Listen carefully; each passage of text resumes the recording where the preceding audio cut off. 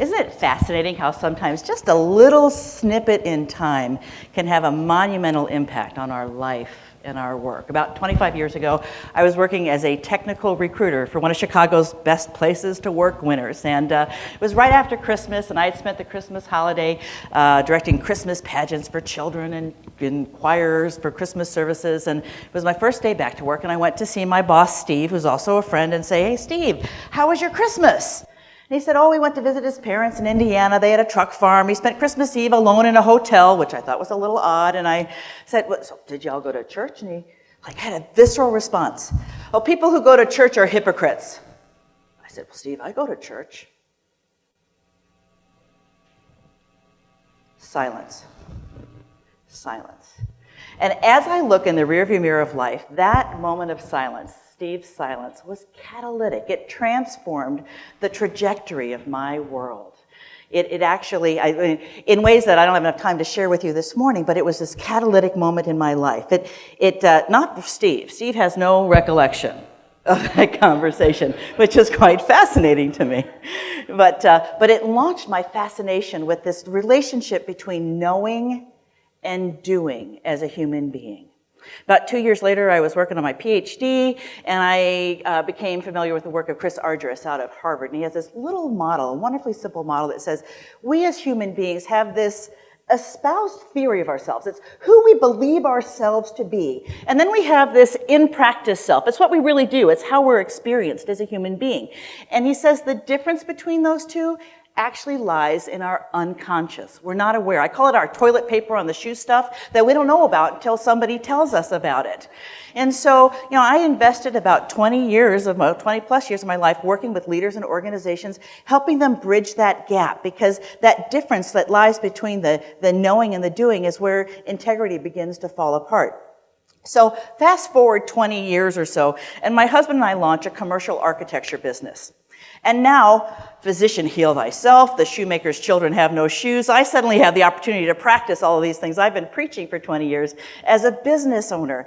And one of the things we put into place were milestone conversations with our employees. And these are the questions that we'd ask. What's been most rewarding? What's been most frustrating? What could we do or provide you that would help you excel at your job? How have you contributed to our organization's success? What ideas do you have that would help us improve? And we had these robust conversations. It was really fantastic. And then we got slammed with a huge project. We got really busy, missed one round of conversations, missed another round of conversations.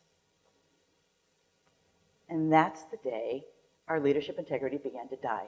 Just a little slow death. We didn't follow through on our commitment to our employees to a process that aligned our culture with our vision and values. I failed as a leader. And boy, do I have a lot more grace with the clients I work with now as a result of this. Perhaps you can understand.